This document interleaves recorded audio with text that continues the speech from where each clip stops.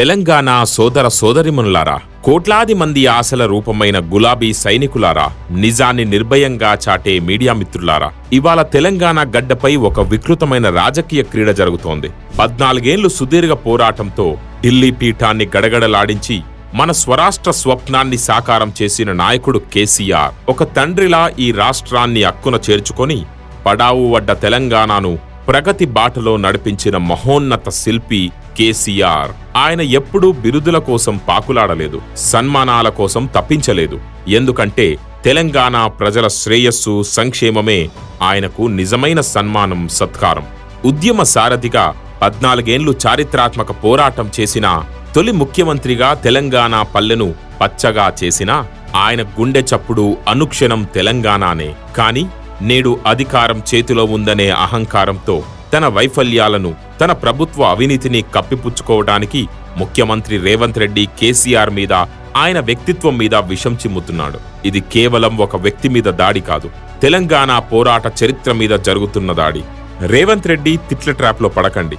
Municipal ఎన్నికల సందర్భంగా చర్చ జరగాల్సింది మన వార్డుల్లో మౌలిక వసతుల మీద, రోడ్ల మీద, డ్రైనేజీల మీద, ఇంటింటికి అందాల్సిన పథకాల మీద. కానీ రేవంత్ రెడ్డి తెలివిగా తన బూతు పురాణంతో అసలు చర్చను పక్కదోవ పట్టిస్తున్నాడు. ఈ విషపు వలలో మనం పడకూడదు. మన చర్చ, మన నిలదీత కేవలం ప్రజల కన్నీటి మీదనే ఉండాలి. ఒక్కటంటే ఒక్కటి కూడా పూర్తిగా అమలు కాని 6 గ్యారంటీల గురించి నిలదీయండి. ఆ నమ్మక ద్రోహం మీద యుద్ధంలా చర్చను మార్చండి. ఎరువుల కోసం క్యూ లైన్లలో పడరాని పాట్లు పడిన అన్నదాతల ఆవేదన గురించి, రైతు భరోసా అందక ప్రైవేట్ వడ్డీ వ్యాపారుల కొరల్లో చిక్కుకున్న రైతన్నల కష్టాల గురించి అడగండి. ఫీజు రియంబర్స్మెంట్ రాక చదువులు ఆగిపోతున్న బిడ్డల మానసిక ఘర్షణకు, గురుకులాల్లో విషాహారం తిని అల్లాడిపోతున్న పసిపిల్లలకు బాధ్యత ఎవరిదని రేవంత్ రెడ్డిని గల్లా పట్టి అడగండి. రిటైర్మెంట్ బెనిఫిట్స్ రాక ఆఫీసుల చుట్టూ తిరుగుతున్న వృద్ధుల మనోవేదనకు గొంతుకగా మీరు నిలవండి. సింగరేణి బొగ్గు స్కామ్, విద్యుత్ కుంభకోణాల వెనుక ఉన్న అసలు దొంగలెవరో ఇంటింటికి వెళ్లి వివరించండి. మన తెలంగాణ నీటి వాటాను పక్క రాష్ట్రానికి ధారాదత్తం చేస్తున్న రేవంత్ రెడ్డి అనే కొవ్వొట్టు ద్రోహంపై నిప్పులు చెరగండి.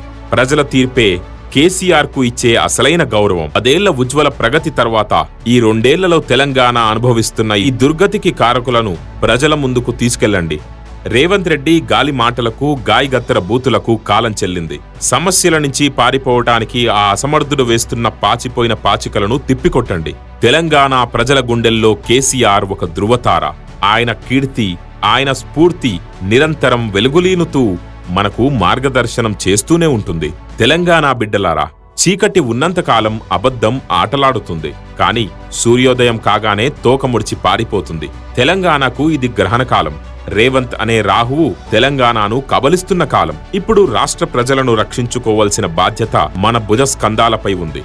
రేవంత్ రెడ్డి అసమర్థ పాలనపై, ఆయన చేస్తున్న ద్రోహంపై ఈ మున్సిపల్ ఎన్నికల్లో ప్రశ్నలను పిడుగుల్లా కురిపిద్దాం. మన దృష్టిని ప్రజల సమస్య మీదనే ఉంచుదాం. మనకు ప్రాణ సమానమైన తెలంగాణను, ప్రజాస్వామ్యాన్ని కంటికి రెప్పలా కాపాడుకుందాం. జై తెలంగాణ, జై కేసీఆర్. కారు గుర్తుకు ఓటేద్దాం, తెలంగాణను కాపాడుకుందాం. జై తెలంగాణ.